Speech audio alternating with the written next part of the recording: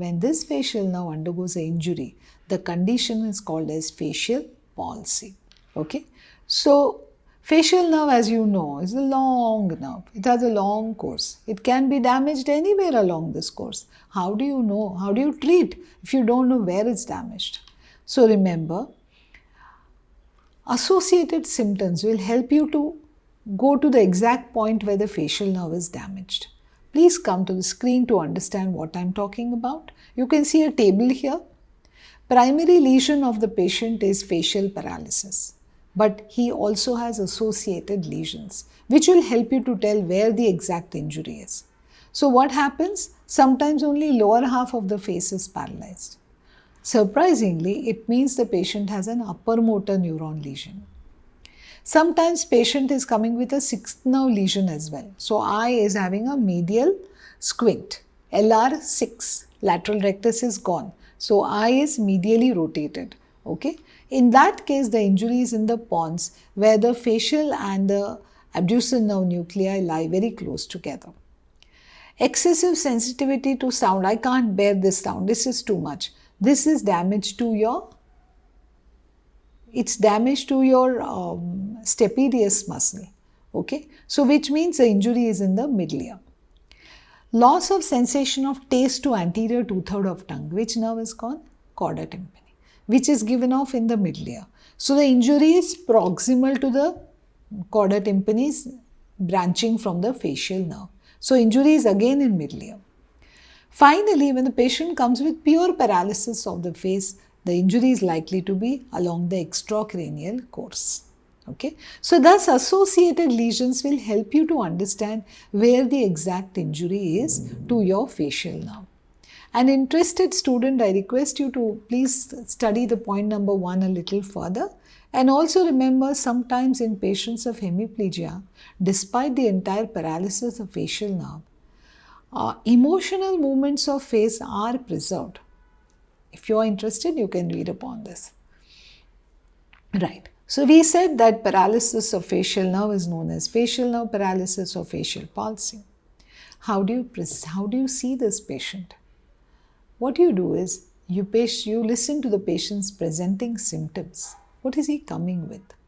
Then you observe the patient, see the patient, and then you examine the patient. So, these are the 3 things we are going to discuss now.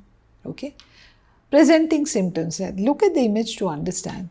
The patient comes and says, my muscle movements of face are affected. I am not able to move them well.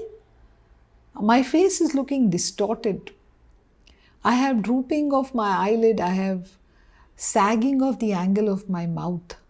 These are the presenting symptoms of the patient.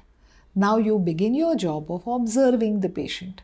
What you observe is, how is the forehead of the face? Is it smooth?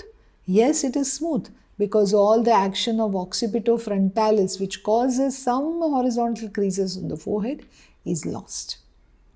Look at the eye. It may not be completely closed. It may be incompletely closed with a drooping of the lower eyelid. If the lower eyelid is drooping, you will find some tears dripping down his or her face. You may have the patient coming with a handkerchief in his or her hand trying to just wipe those tears, or maybe tissues. Nasolabial fold is gone. Okay, please use the image to understand better. The angle of the mouth begins to droop downwards. There is saliva dripping down from the angle of the mouth, and the speech of the patient is affected. So this is your observation. You are not touched the patient yet. You are just observing, and you see all these things, and you have thought, okay, this is facial palsy. Now you begin your tests on the patient. Okay, how do you test? You ask your patient to look forward, and without moving the head, ask the patient to look up.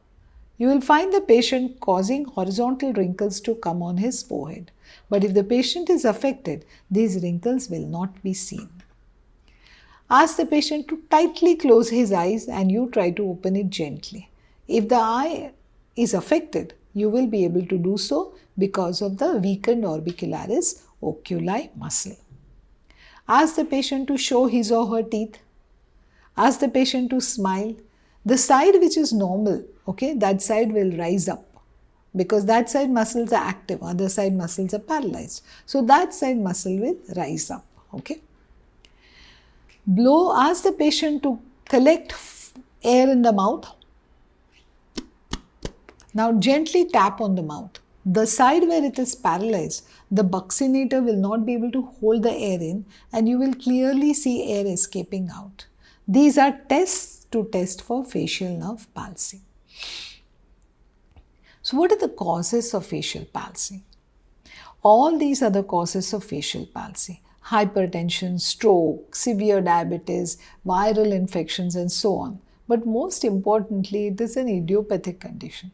For some reason it happens. It happens to some people, and there is a clear chance of recovery. You treat the patient with physiotherapy, you treat the patients with certain medicines, and patients do recover. It is very rare for the patients to have a recurrence of Bell's palsy or to have it as a permanent lesion. Okay, you can take a screenshot of this so that you can use it later. Right. But the term Bell's palsy itself, which is associated with facial palsy, usually means a lesion of the facial nerve in the facial canal. The nerve swells up, the narrow facial canal compresses the nerve, causing a temporary loss of function of the nerve. That is specific definition of Bell's palsy. So if you're liking my lectures, do like and subscribe to my channel.